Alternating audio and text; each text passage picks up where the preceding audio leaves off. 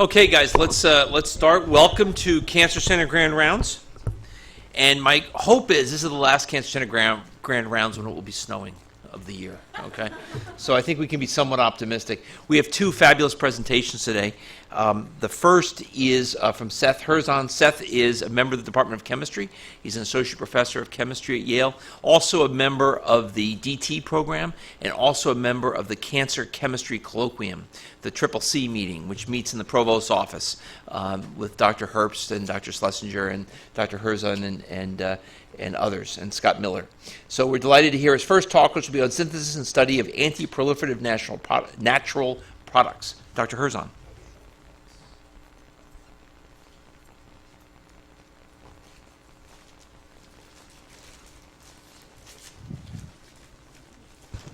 Okay, so thanks for the introduction, Tom, and happy to be able to come over here and show you some of my group's research. This is a very different audience than what I'm used to. Usually I'm talking to chemists, so I'm kind of excited to present this to you, present some of our more translational research to you, and definitely get your feedback on some of sort of directions, what you might think is interesting. It's stuff that we're really excited about, but my training is in synthetic organic chemistry, okay, so I'm used to things that generally aren't alive. And we're starting to move more into sort of looking at antiproliferatives, looking at their mechanism of action, but it's very much a new area of research for my group, a new direction. And so I thought I would start with sort of a brief introduction sort of to what we do very broadly. And so my group is interested in natural products chemistry, and just for, I wasn't sure who would be in the audience, but I thought it'd be useful just to define what a natural product is. Basically, it's any small molecule. Typically, we're talking about something that's less than 1,000 Daltons molecular weight that's produced in nature. So typically, we isolate these from plants, animals, and bacteria. And so the question is, what are they good for? What are they good for in their native state? That's a really interesting question. Why does nature make all of these molecules? Often they're signaling molecules. Often they're used sort of for bacterial warfare.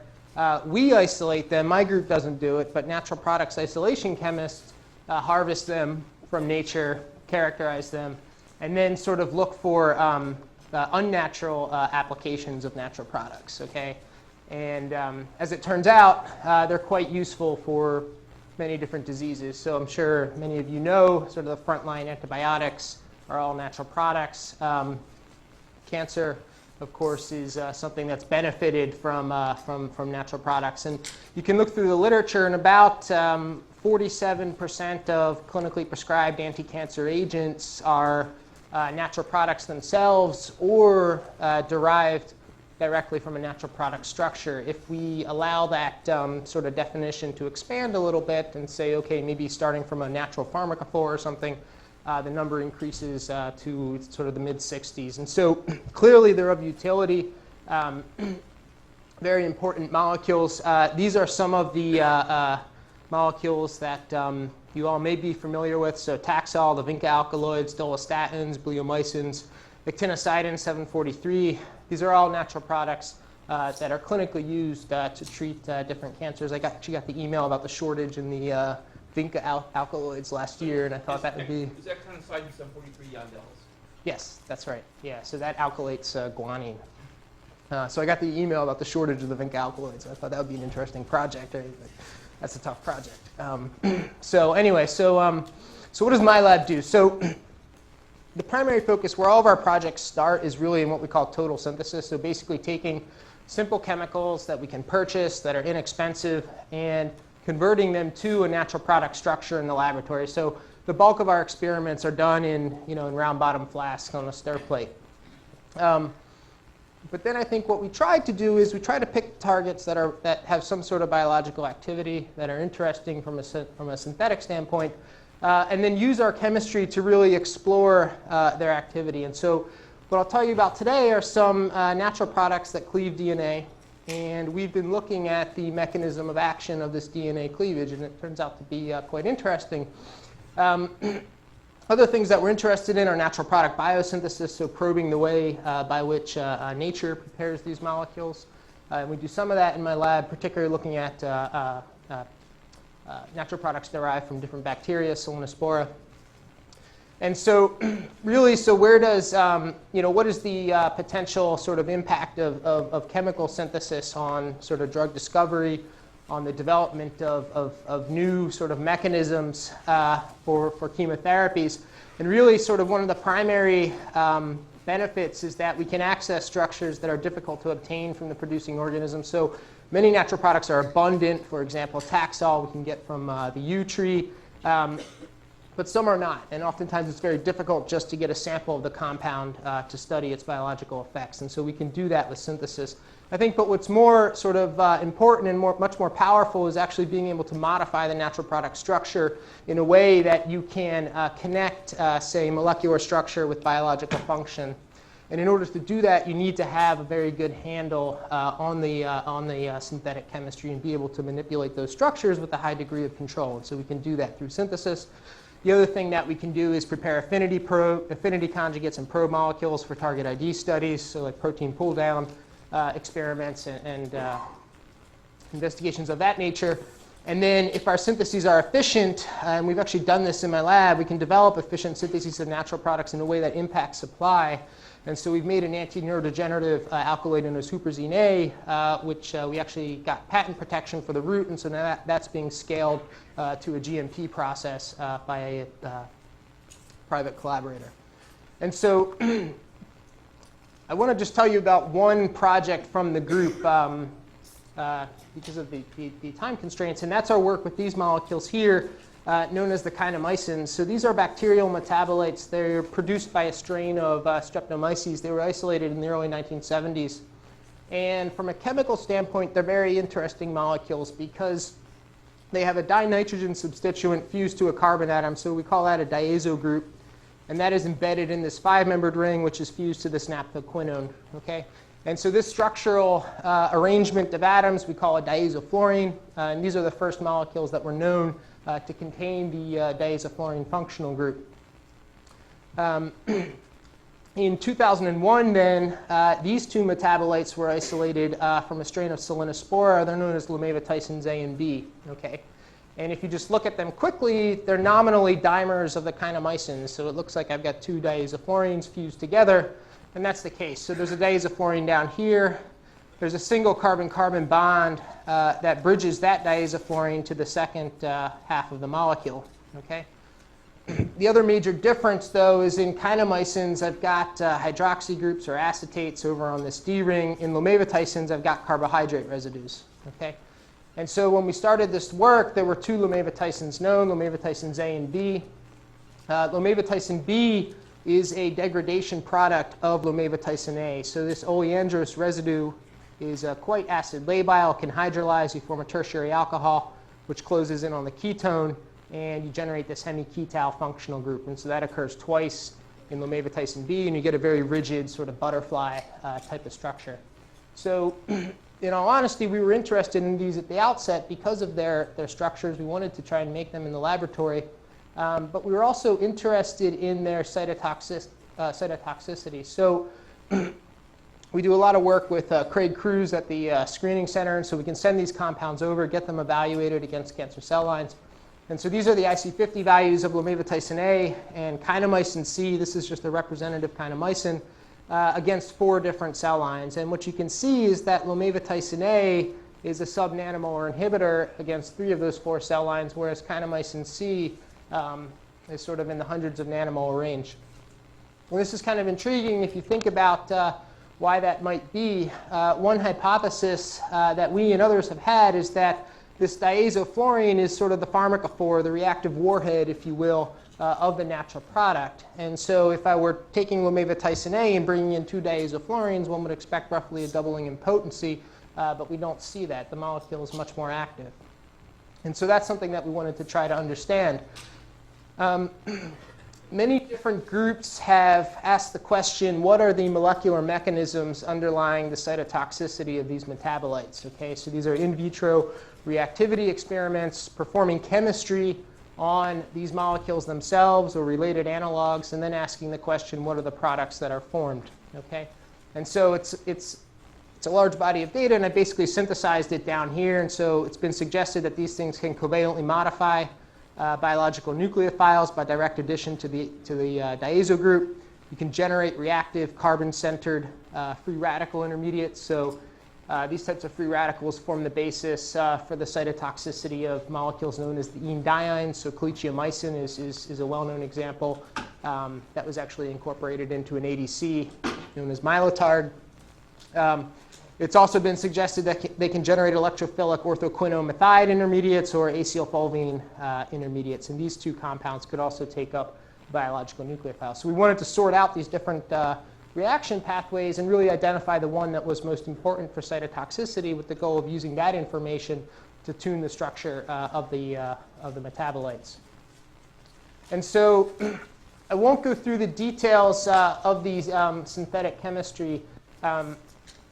I just want to kind of like convey to you the key strategic elements, what we're able to do in the laboratory, the compounds that we're able to make. And so the hypothesis at the outset was that the diazofluorine was the pharmacophore of these molecules. And so we need a good way to prepare the diazofluorine functional group. And so what we did was we developed chemistry where we can take these naphthquinones with these unsaturated ketones. So TMS here is trimethylsilyl. And then in 3 reactions, we can build up the diazofluorine functional group. And what this allows us to do is basically bring together different naphthquinones with different unsaturated ketones and sort of mix and match them and access diazofluorines with many different substitution patterns. And so we developed that chemistry, and then we applied it to a synthesis of kinomycin F. So we were able to make this in the lab. And then by modifying the synthetic route a little bit, we were able to access this molecule, which we call lomevatysin A glycone. So this is essentially the natural product without the carbohydrate residues. Okay? And so at this point in our work, we wanted to think about making lomevatysin itself, and we needed to install the carbohydrates. And there were actually some major issues with this.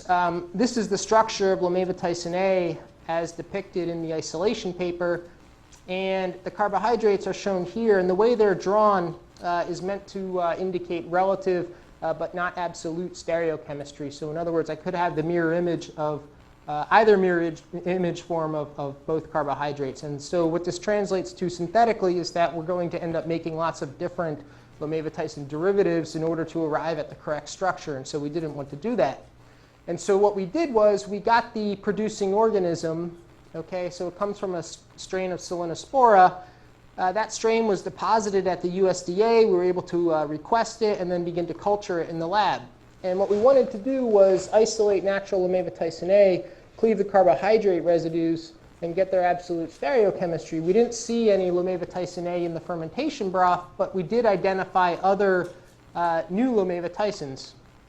Okay, and so what you're looking at here is the Hplc Chromatogram, okay, at 310 nanometers of the fermentation broth after 7 or 10 days.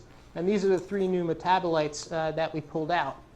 And so we went through the whole structure elucidation of these molecules. And I will just cut to the chase and show you the structure of lomevatysin C. So this is the one that is the most important to us. This molecule is basically identical to lomevatysin A with one exception. So in lomevatysin A, I have a diazo group here. And in lomevatysin C, I have a hydroxyfulvene instead of the second diazo group. Okay? And so we could isolate lomevatysin C. We could do an acidic digestion on it, get the carbohydrates, establish their absolute stereochemistry, so they're both of the L form. But what we really wanted to do was relay this information to lomevatysin A. And so we developed chemistry in the lab where we can treat lomevatysin C with a reagent known as trifluoromethane sulfonylurazide and do a direct diazo transfer to build up the second diazofluorine functional group. And we can compare that semi-synthetic material then to the natural material. They're identical, and so we can make the complete structural assignment. And so why is this significant? It's significant from a synthetic standpoint because we now know what we're actually trying to make, which is always a good thing. And it's also important from a sort of a mechanism of action standpoint because lomevatysin C is produced in relatively high yields, so about 30 to 60 mg per liter. It's a quite stable compound, so we can isolate it and store it in the freezer for months. And so we've been able to procure about a gram of lomaviticin C in my lab. And so when we want to study A, we do the diazotransfer, we purify the product, and then we can move forward. And so, so now let me get to the mechanism of action studies. And so basically, we have access to all of the compounds on this slide. So the ones on the bottom we get to through synthesis. Lomaviticin C we get by fermentation, A by semisynthesis that I just showed you, and then B actually by degradation of lomaviticin A. And so we really wanted to start to look at the mechanism of action of lomaviticin A, and we can essentially frame this in terms of 3 questions. So we'd like to know what are the structural features that engender it with such potent activity? What are the biological mechanisms underlying that activity? So in other words, what is the biological target? And then what are the molecular mechanisms behind the cytotoxicity? So what are the reaction pathways that are important for cytotoxic effects? Seth, Yep. characterize the cytotoxicity of lomaviticin. Next slide. Yeah. So that's the first thing we did. So we sent lomaviticin C over to the screening center, okay? And basically, if I express the relative potency of lomaviticins A and C, A is up to 6,500-fold more potent, okay? And the only structural difference between those two is the presence or absence of the second diazo group. And so that tells us right away that that is very significant. So one could make the argument that maybe lomaviticin A is more potent than the kinomycins because of the carbohydrates, or maybe there's some target recognition effects that we're getting. But this clearly shows us that you need this dimeric diazofluorine functional group. Did you patent that? Did you figure that out? No. No? No. Okay. Yeah. Maybe I should have. So anyway, so these molecules have planar polycyclic aromatic ring systems, and so other molecules that target DNA, such as doxorubicin and stuff, look a lot like these. And so we started to look at DNA as a potential target. And so we did a fluorescence displacement assay, basically measuring the amount of binding of the molecule to DNA that is saturated with a fluorescent intercalator. And basically, the higher the bar on this graph, the stronger the binding. So lomaviticins A and C both bind with relatively high affinity. We then wanted to get more detailed structural information, so we were actually able to establish an Nmr solution structure of lomaviticin A bound to an 8-mer of a DNA duplex. And so that's shown on this slide. Thank you. And this was very surprising to us because our initial hypothesis was that maybe one of these diazofluorines intercalates between a base step and the other is sort of positioned in either the major or the minor groove. But what was clear from the NMR data is that both of those diazofluorines actually jam into the DNA duplex, okay, and actually push it open in a way that was quite unexpected. And so that tells us a little bit about, at this point we know a little bit about the target, so we know it can bind DNA. We have some information about the interaction of the molecule with DNA. We wanted to sort of return to the chemical studies and ask the question, what are the chemical pathways that are important for cytotoxicity? And so this is sort of an expanded version of that graphic I showed you earlier, showing all the intermediates that can form from the diazofluorine and potential mechanisms for their generation. Suffice it to say, we've collected data that essentially not only excludes all of these other possibilities, but really supports generation of vinyl radicals as being important for cytotoxicity. And so that's what I'd like to focus on.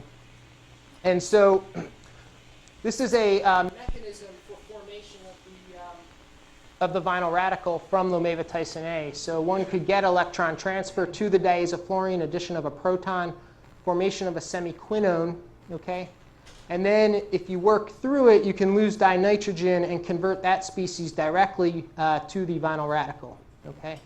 If this vinyl radical picks up a hydrogen atom at the carbon, you would form this molecule, which we now know is lomaviticin C. So basically, reduction of lomaviticin A generates lomaviticin C. And so we began to study this process in more detail, all right?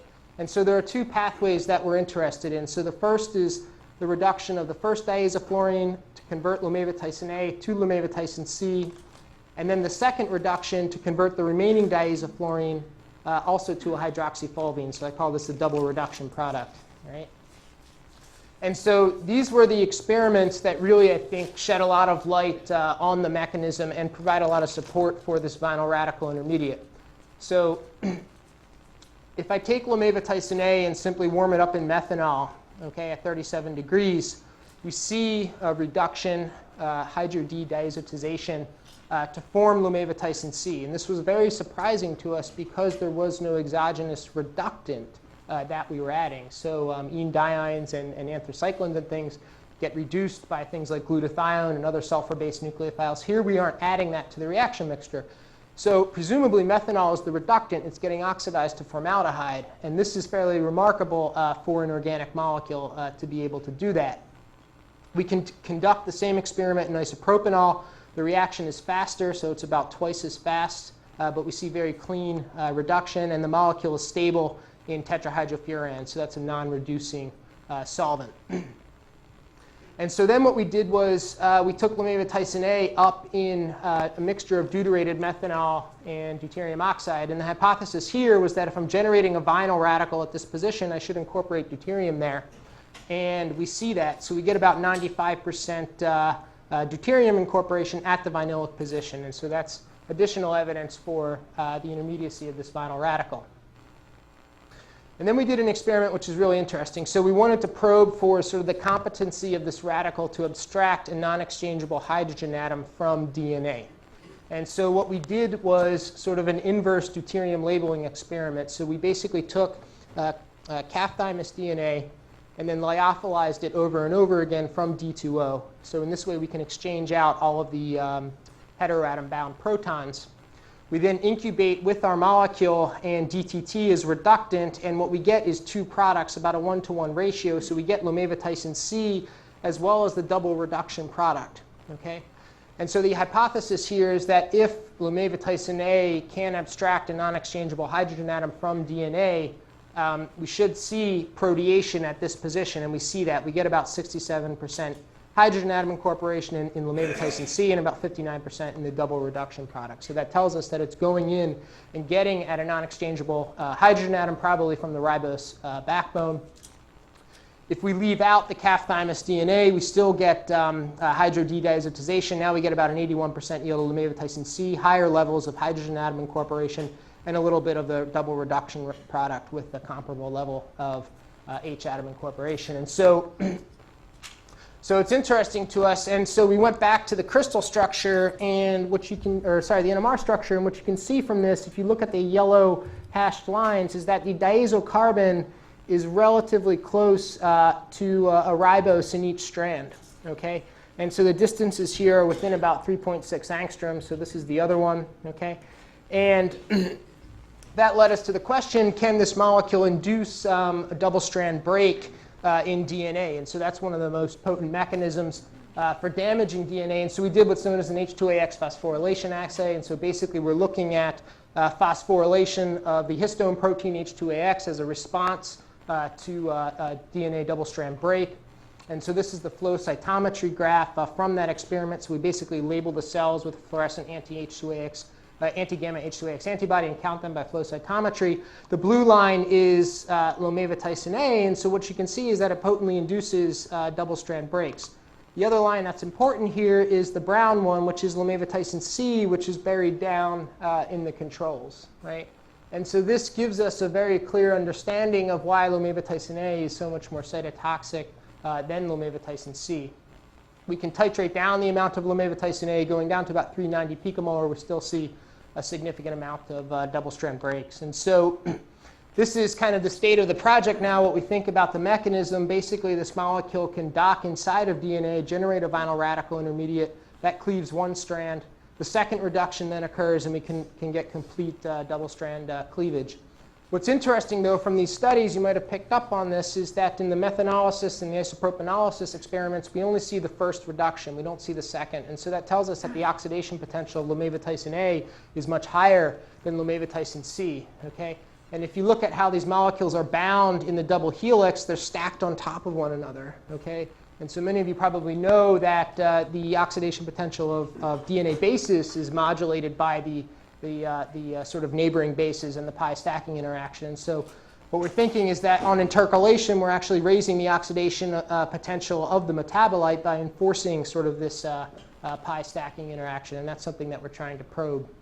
And so that's basically it. So, so we're trying to look at how intercalation influences the oxidation potential. We'd like to know what is the source of reducing equivalent. So I showed you that we can reduce these molecules in the presence of DNA without a reductant, which is very intriguing. One possibility is that they're directly oxidizing the base stack, potentially a guanine or a GG step.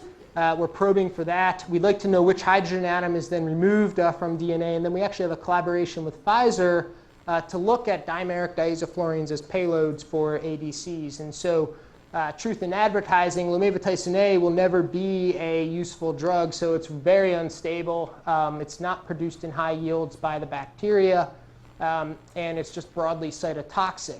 But if we can use the information that we've gotten from sort of the structural analysis and the chemical reactivity of these molecules, we can identify the compounds that should be synthetically tractable, that should potently induce double-strand breaks, and we can potentially evaluate them as payloads for ADCs. And so that's sort of where we're headed with this project. And so finally, just acknowledge my group members and who have done all this work, and then collaborators, a couple of which are over here, and then these agencies for financial support. And then thanks again for the invitation. Very happy to be able to share this with you today.